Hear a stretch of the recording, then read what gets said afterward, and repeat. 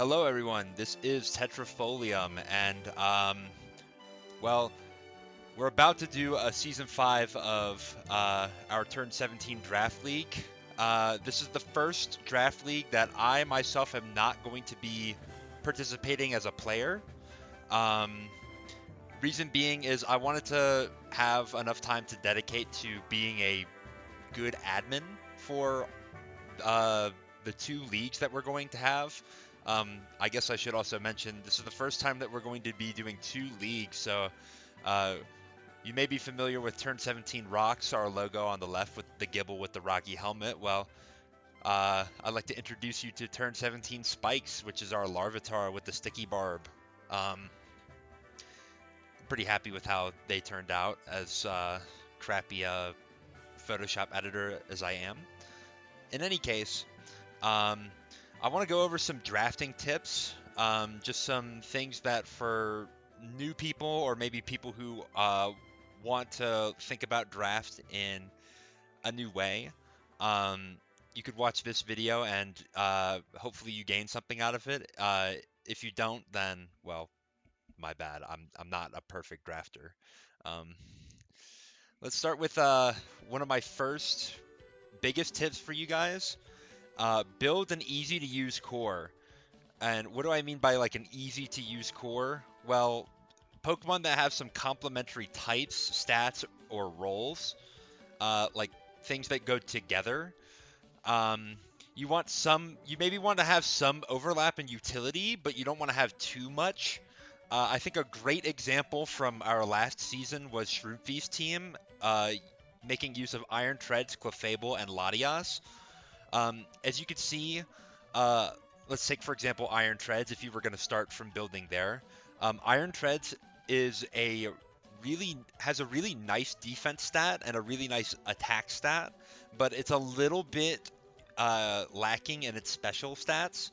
So you might want to pick a Pokemon that complements that.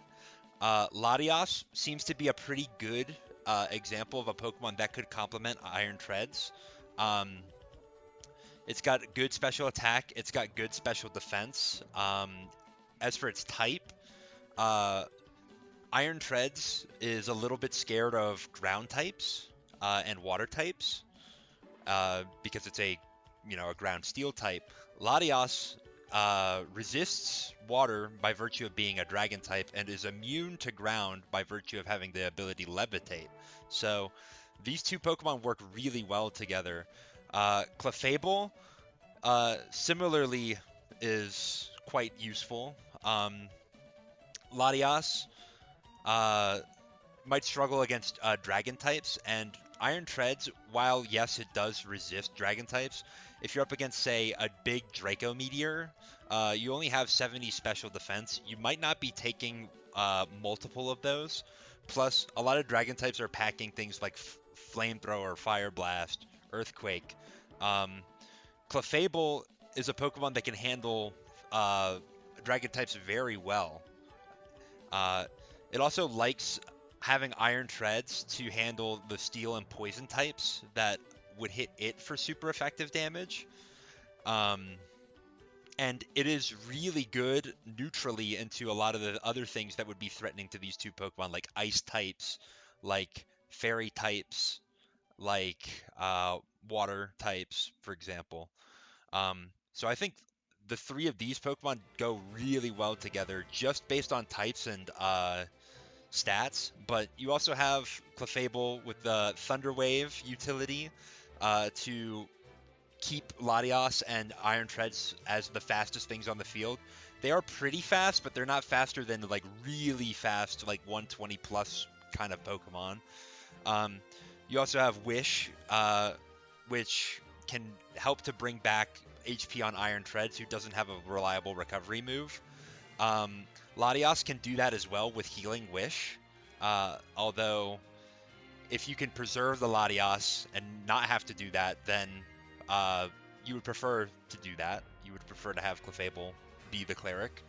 Um, and Iron Treads and Clefable both have access to Stealth Rocks, so you can switch depending on which one you need. Maybe you want like an offensive Calm Mind Clefable for this particular matchup this week, but you still want rocks. Well, Iron Treads can provide the rocks. Maybe you can't fit rocks on Iron Treads. You're going for, a more offensive build on that, or maybe Assault Vest or something. Then Clefable can run the rocks for you. And that's what I mean when I say some overlap in utility is a good thing, but not necessarily too much. Like, let's say, for example, if we swapped Latios out for, say, Sylveon, well, Clefable and Sylveon are doing a lot of the same thing. They're both these defensive fairy types with Wish. They're similar stats, not exactly the same. Sylveon's a little bit, I think, has a little bit more special attack, but a little bit less defense, a little bit less HP, I think. I don't know. I don't know all of this off the top of my head, but and like Clefable clearly gets more moves, like Stealth Rock, like a fire type move in Flamethrower or Fire Blast. So I wouldn't recommend putting Pokemon that have the exact same utility together, but some overlap is good. I hope I got that point across. The next thing I recommend is to draft speed early. Now, what I'm not saying is that you have to draft a very fast Pokemon at the very beginning of your draft. Like, that has to be the first Pokemon that you take. But what I am recommending is, like, when you get down to certain tiers, you should try to look at some of the fast Pokemon. Like, let's say we're in the 5th round. It is to your advantage to try to pick a Pokemon in that 5th round that is faster than maybe other 5th round Pokemon. You don't have, and again, you don't have to do that every single time. That like, and make sure that you always have the fastest mon. But speed is really important. I have a list of all the base 110 Pokemon here. Some of them are really, really powerful. And there are even some that are not listed here, like Ogerpon Hearthflame. But yeah, like all the Ogerpons, Iron Moth, Latios, Gengar, all of these Pokemon can be really, really annoying. And doubly so if you don't have a Pokemon that is faster than them. And there are still even some low-tier Pokemon that can be threatening in their own right, like Espeon is a pretty good Terra Captain. Raichu could be a decent pick as like a budget Terra Captain. Grafaiai has been used to some pretty decent success in past seasons. Like having a Pokemon that can come in and revenge kill any of these Pokemon is a really big deal. In general, I would recommend that you pick a Pokemon that has at least 110 speed, and then another one that has at least 100, probably more, so that you can handle other people who are going to have a lot of base 100s or base 110s. I think, so, like these starter Pokemon like Meowscarada, Greninja, Cinderace, those are good examples. All of them are base 119 or higher. I think, Deoxys Speed is the fastest Pokemon, well, other than Regieleki, but Regieleki has a lot of problems. So picking that up can be a really big boon to you. Now, I would not recommend picking a Pokemon just for the sake of speed. For example, Electrode is really fast and it's base 150, but it's also a really weak Pokemon. It has a lot of really exploitable weaknesses, and even if you try to cover up for those weaknesses by making it a Terra Captain, like, it's not very strong. I think its strongest attacking stat is base 80, which is not very impressive. Look at Dodrio with the 110 attack. That is blowing our guy Electrode out of the water. So that, do it within some reason, right? And I'm not saying you can't draft Electrode, but I'm saying that if that's your only Pokemon that's above 110, then that's kind of a band-aid on the problem rather than like a solid solution. And there are also some exceptions here. Maybe you're going to draft a slower paced team, one that's got a lot of recovery options, one that is going to make use of trick room, one that has other ways to handle speed, like a sticky web user, or you're going to do rain or sun, and take advantage of swift swim or chlorophyll. Um, there are certain ways to get around having low speed, but in general, I would definitely recommend that you try to get something 110 or higher and something 100 or higher, preferably higher on both of those. Um, some people will say it's important to have a mix of speed stats, and I tend to agree with that as well. Like, you don't want all of your Pokemon clustered at, like, let's say 95, because then your opponent knows, like, they only have to hit one benchmark basically to be faster than your entire team. Um, so like base 95 is what, 317 max. So as long as they have a Pokemon that can get to 318 speed, like for example an Adamant base 110 Pokemon, um, then they will be extremely good into your team. Um, so trying to get some varied speed stats is good, but especially towards the top. Um, don't be afraid to spend your points early. In particular, we have some really strong Pokemon that I have kind of on the right. These 18 and up Pokemon are supposed to be like the really good Pokemon that you can easily build your teams around. Or at the very least, have a ton of utility or power that can be used very easily. Um, so I would definitely recommend looking into these Pokemon as like a first pick type of situation, um, or at least that you're going to take something like that early. Um, Not every team needs to have an 18 pluser to be good, but I want to highlight a team that it was the runner up for season 4, piloted by a player named Katast. Katast picked Deoxys Speed and Roaring Moon early, and that seems like a really heavy investment, but I mean, it paid off really well for him. He got to second place, and as you can see, uh, what were his most brought Pokemon? His top 3 most brought Pokemon were his top 3 highest point Pokemon. And that's generally going to be true for you guys. If you're going to pick a Pokemon that is worth a lot of points, you're going to want to get a lot of value out of it, bring it to a lot of games. So, uh, definitely a Pokemon that is versatile, like Deoxys Speed, who can run a lot of different sets. Or a Pokemon like Roaring Moon, who is really good at breaking through weakened teams, and then building your team, the rest of your team around those is a good idea. Um, as you can see, Pokemon like Tinkaton and Gardevoir, who are kind of middle point range, did see a lot of use as well. Tinkaton obviously has a lot of great utility as a Stealth Rocker and a Thunder Waver. It's also got Knockoff, which is really nice, and a pretty hefty Gigaton Hammer, although it's coming off of a not so great attack stat. Um, like something solid like this that can slot in and be good against a lot of teams is something really valuable as well.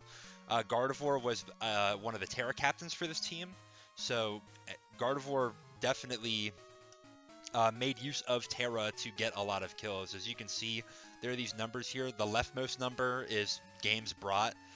Then to the right of that is how many kills they got, and then to the right of that is how many KOs they took, and then the last number is the differential, so kills minus deaths. Um, and yeah, you got a lot of great use out of about 5 of your Pokemon here.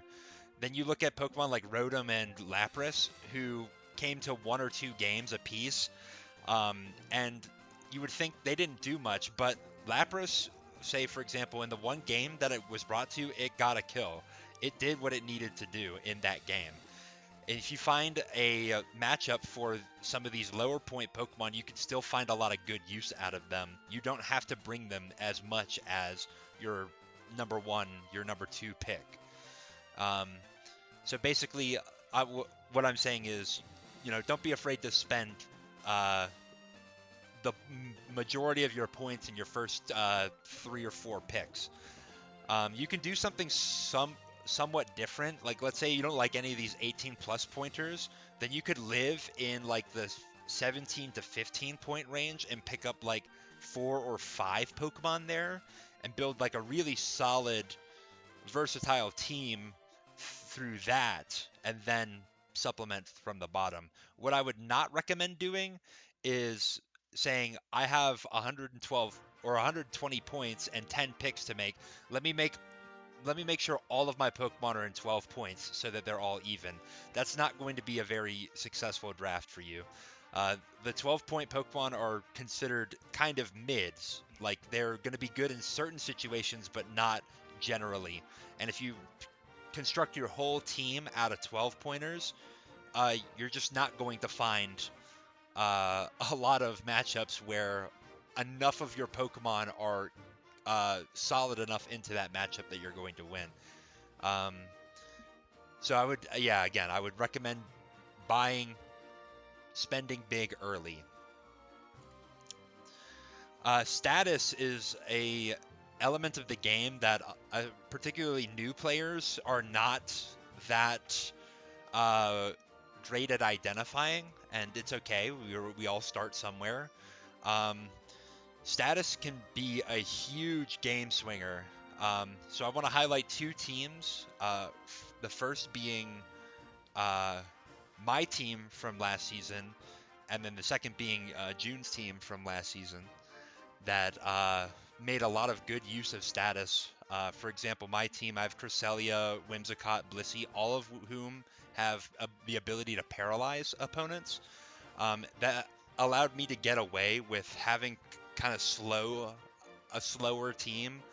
For example, my top pick was Landorus Incarnate, who's only 101 speed, which is okay, but not faster than like your Roaring Moons and um, your Cinderaces and your Ogerpons. Um, so being able to spread a bunch of paralysis like that with Cresselia, Blissey, Thunderwave, with Whimsicott, Stunspore, I was able to have my really strong wall breakers stay above the thresholds needed. Um, for June's team, he's got a lot more of a spread out status. You have Terapagos with Toxic, you have Screamtail with Thunderwave, you have Skeledirge with Burn. Toxic is great for chipping through these bulky Pokemon that try to live on the field for multiple turns. Uh, Skeledirge is great for crippling physical attackers. Screamtail, similarly as to Blissey, Cresselia, Whimsicott, has that paralysis support for the team. Arboliva is another one. So people think about the volatile statuses, which meaning the ones that stick on your Pokemon and they're there for the entire game. But what about your non-volatile, statuses like Leech Seed? Uh, Arboliva can get a lot of chip in that way. It also has things like Strength Sap to cripple physical attackers by lowering their attack stat while also healing Arboliva. Um, so keep in mind some of these things. There are a lot of other things like Screamtail, Whimsicott, uh, really fast with Encore. That's a big thing. Um, uh, Taunt can be a big deal as well. I don't recall if any of these Pokemon in particular get Taunt, but um, keep all of that stuff in mind when you're drafting, especially in like your midpoint Pokemon. They can have a lot of that utility that you would like without having to spend an exorbitant amount of points on it. Another thing to be aware of is hazards. So in this league, there's an item clause, which means you can only bring one copy of an item per team, i.e., you can only bring one pair of heavy duty boots. So If you have a team that's really weak to spikes, really weak to stealth rocks, really weak to toxic spikes or sticky webs, you can't just throw heavy duty boots on all of your Pokemon and call it a day, because the item clause limits you to one pair of them. So you're going to want to identify a Pokemon that take advantage of hazards like Tinglu, like Gliscor, like Glimmora, um, and figure out a way that you're going to deal with these Pokemon. Maybe you want to come in with a really strong Ice type move to hit Gliscor. Maybe you want a strong Ground type move, especially a non-physical one to hit Glimmora. Maybe you want to um, hit Tinglu with a strong close combat. Um, Something that can stop these Pokemon or punish these Pokemon for trying to come in and get up all the hazards. Um, you also want to make sure that you draft removal. So moves like Rapid Spin, Defog, Tidy Up that get rid of hazards. You'll definitely want to try to have at least one of those on your team. If you don't have any, then teams that have these types of Pokemon on them are going to run wild on you. They're going to get up all their hazards, and you're going to have a tough time switching around. Um, you can kind of get around that depending on your team style. If you have a very offensive team that just wants to slam and you're not going to do much switching, then you can maybe get away with that. But those teams have their own problems, particularly that they're very predictable.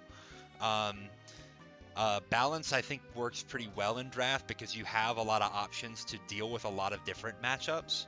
And if you do something like that, you're definitely going to want at least one Rapid Spin or Defog on your team.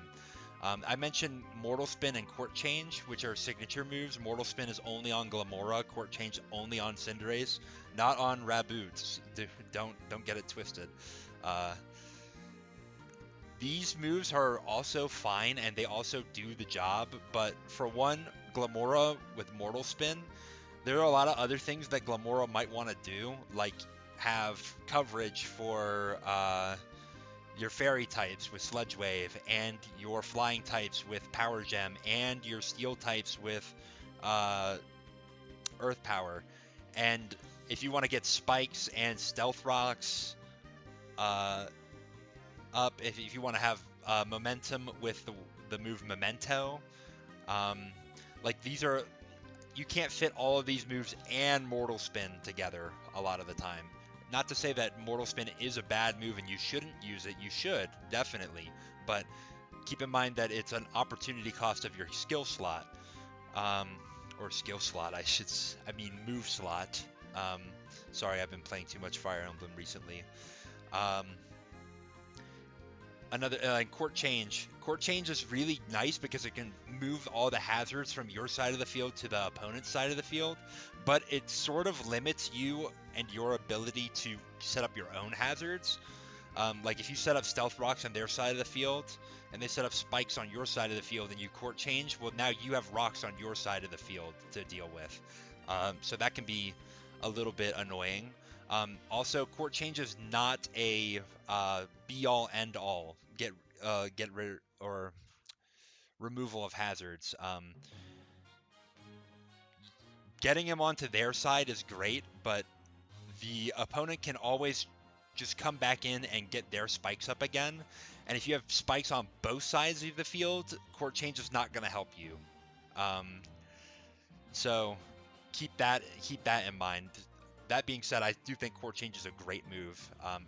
Having used it last season, I think Cinderace is also a really good draft Pokemon. Um, but yeah, just make sure that you identify the possible hazard users, especially these low point Pokemon. Like, did you know Whiscash gets Stealth Rock and Spikes? How about Sudowoodo? How about Colossal? Like, there are going to be a lot of Pokemon in draft that you have not seen before that you don't know what they do necessarily. I think one thing you should do is look at what hazards they get, um, if they get any. Uh, in any case, let's move on. Another kind of piggybacking off my last point, you want to find low value or find low point Pokemon that have some sort of value for your team. So every Pokemon has some unique attributes. Some Pokemon, like for example, we'll say Golduck on Bumper Eddie's team last season. Is Golduck the best Swift Swim sweeper in the game? No. There are a lot of Pokemon that can do a Swift Swim sweep way, way better than Golduck. For example, Kingdra is has a, the Dragon type stab has slightly better offensive stats, has a way better defensive type. Um, well, I guess that's a little bit debatable, but I personally think Water Dragon is a better type than uh, Mono Water. Um, and you might think, well, why would I ever pick Golduck over, say, Kingdra? Well, two reasons. One, Golduck is a lot cheaper than Kingdra on our draft board, so you can save yourself a lot of points to afford to draft big on your other picks. Another thing is that players are usually going to be less prepared for unfamiliar Pokemon, unfamiliar sets. Golduck, did you know that Golduck has access to Energy Ball and Power Gem? These are moves that are not always very good and probably not going to be on the typical ladder Golduck set. But if you're up against a team with, say, Swampert on it, having Energy Ball is great. If you're up against a team that has like a strong, let's say, uh, bug type Pokemon on it, like Volcarona, then Power Gem is a really, really consistent move. You don't necessarily have to risk a Hydro Pump or uh, go for Surf when you could have had Hydro Pump on this set instead.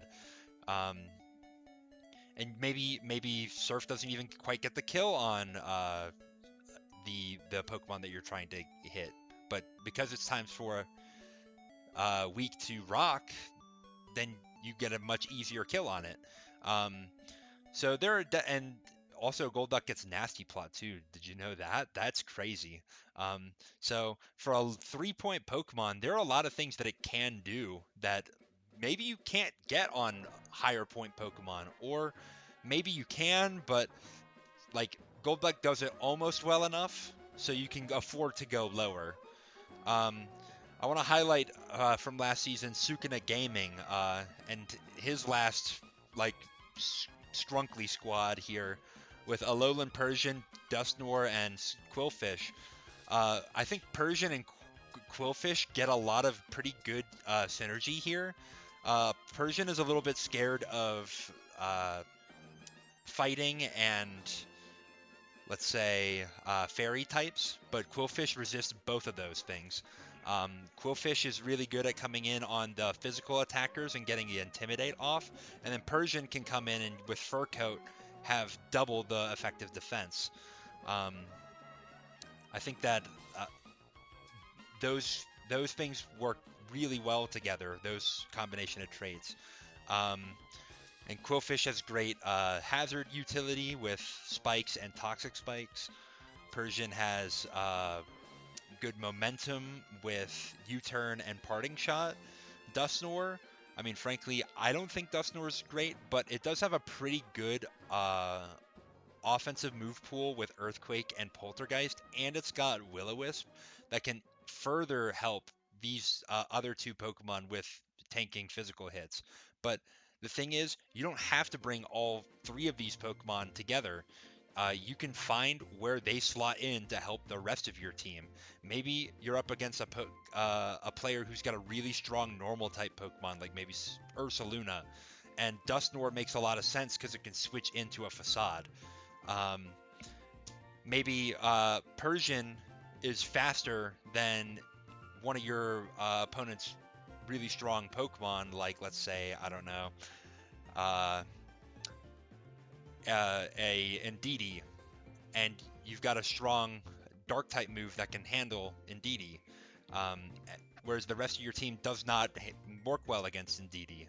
I don't think that was necessarily the case for Sukuna Gaming and his team, but there's a lot of things that you can do with low point Pokemon that can make them worth picking up. and also help you to afford the better higher point Pokemon. I want to highlight again Shroomfi and her 1 point Chimecho. It's not 1 point anymore. I think it's 2 points now. But this set here, it was basically max HP, max defense. I'm not sure exactly what the EVs were, to be honest, but I think it was something like this. It Terra Steeled and it Cosmic Powered up, and it completely swept Katash's team in playoffs. There was not much that he could do against this particular Chimecho, who was a steel type, not weak to Earthquake because of Levitate, and was able to get with 2 cosmic powers. There was nothing on the team that could 2-hit KO it anymore. So it was free to Draining Kiss and recover up, and then stored power for when it got to max uh, cosmic power. And yeah, that's a 1 point Pokemon that got 5 kills in a game against a guy who made uh, the grand finals. So don't sleep on these low point Pokemon. Sometimes they can find a niche that makes them very valuable. Another thing, while you're drafting, you can let other players' picks inform your decisions. And this also will go to trading, which I'll probably have separate advice about that. But let's look at Season 3. The six highest or the six best Pokemon in terms of kills was Sinistcha. Sinistcha is a really, really good Terra Captain. And if you don't know what you're gonna get as a Terra Captain, I would recommend looking at Sinistcha. It's really, really consistent. Um, this is a Pokemon that I knew was going to be a problem before I faced it, particularly for my team. So what did I do? I drafted Wordier, a 2 point Pokemon, but Wordier has 2 elements that make it really good into Sinistcha. The first is being a normal type, so you're immune to any Shadow Balls or Ghost type stab from Sinistcha. The other is that it has Sap Sipper, so it's immune to the Grass type moves as well. So Sinistcha's best move to hit Wordier in many cases was Scald, which if I'm running say a Spadef or a Spatak Wordier with Earth Power, I don't really care about that because the Sinistcha was going to Terra Steel. Conversely, I could run Earthquake, and Wordier has equal physical attack and special attack, so it can do either. It was a really good counter to Sinistcha the one time that I had to play it. So that's something that may be something that you will have to deal with. You may identify that there's one key Pokemon, might be a Sinistcha, like a Terra Captain like that. It might be a high point Pokemon that you struggle to deal with, but there may be this low point Pokemon that can find uh, use there. I didn't think I was going to draft Wordier when I went into this, but I was like, I need something that can handle Sinistcha. Um, you might have the opposite problem where you were thinking about drafting a particular Pokemon, like, oh, I want to draft, say, Conkeldurr because it's a really strong fighting type. And what you notice is that nobody's taking steel types, nobody's taking rock types, nobody's taking normal types. There are a lot of fairies and flying types going off the board. Well, in that case, maybe Conkeldurr might not be a great pick for this particular draft. You don't have to pigeonhole yourself into picking certain Pokemon. You can let the draft play out and then make decisions afterwards. Usually, I'll think of like 2, 3, maybe 4 Pokemon that I want that I think make a good team, like from the first one build a good core, and try to draft those, and then I'll see what everybody else has picked, and then make some decisions about that. Um, if you can you're not always going to be perfect at picking the exact Pokemon that handle everybody else's draft picks.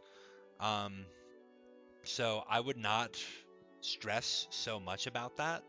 But in any case, um, you can try to use that information to your advantage instead of deciding your whole draft before picking. Another thing that can be a problem for you if you decide your whole draft beforehand is if you get sniped. Getting sniped means that another player picks a Pokemon that you were planning to pick. So, let's say for example, I want to pick Chi-Yu. I want to build my team around Chi-Yu, and let's say I have the 4th pick in the draft. But the person who went 3rd picked Chi-Yu, and now I'm like, oh no, like Chi-Yu was like really good for the particular core I had in mind. Maybe I had like a strong fire, water, grass offensive core with like, I don't know, Rillaboom and Suicune, we'll say. Um, and it's like, well, now I don't have Chi-Yu. What am I gonna do to uh, get this desired effect? Well, you can identify what traits of Chi-Yu that you really like maybe that it's got a really good special attack stat, that it's decently fast, base 100 about, and say, well, what's another, and it's a fire type. So what are other Pokemon that have those traits? Well, for example, Iron Moth, you could use that. It's a little bit faster than Chi-Yu. It's not as quite as strong, but with Quirk Drive, it can be still pretty strong.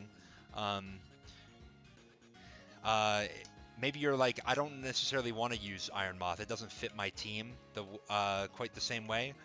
You could look at a Pokemon like Delphox. Delphox is a little bit faster than Chi-Yu, not quite as strong, but it's a Terra Captain potentially.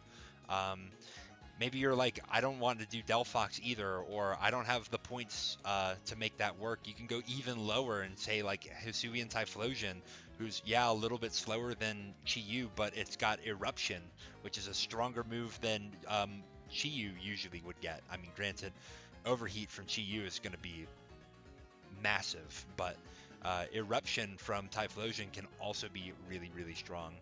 Um, so just anything like this where you can identify like a similar role that can slot into your team pretty well might be good.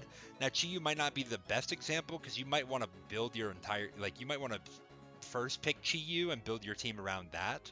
And if that gets sniped, well, picking something like Iron Moth may not be the best first pick you could make. You could probably pick something a little stronger, especially if you're the 4th pick, like I mentioned in the example. Um, but like if you were gonna say pick Chi-Yu in the 2nd or 3rd round, and you're hoping that it would fall to that area, um, this could make sense for you. Uh, another, we talk about an archetype called Bulky Water, which is these defensive water types. There are so many of them in the game. There's backups on backups on backups. If somebody snipes my Suicune pick, maybe I could get Milotic instead. Maybe I could get Alomomola. Maybe I could get Dondozo. Lantern, if I want to go really low. Um, there are so many Pokemon that can perform a similar role. Um, so if you're thinking about building a team and like something gets sniped or the points don't work out, look at these substitutes and figure out, is this a worthwhile Pokemon that I can get a similar uh, amount of utility out of? Can it perform a similar purpose? Um, in any case, that was just I wanted this to be a little brief, but I guess I'm a yapper and I went almost 40 minutes. But I hope this is helpful to somebody uh, for thinking about what you're going to do in your draft. Again, nobody's going to draft perfect. Nobody's going to have a team that beats literally everybody else all of the time. You're not going to have a perfect matchup against every person you play against. But you want to give yourself the tools to be able to win a game. And I think that these are some of the things that people don't always think about that can help you out. Um, in any case, I hope you have a good time playing in our league. Um, and if you're not playing in our league, I hope you get to play in our league sometime in the near future. We'll see you for post draft.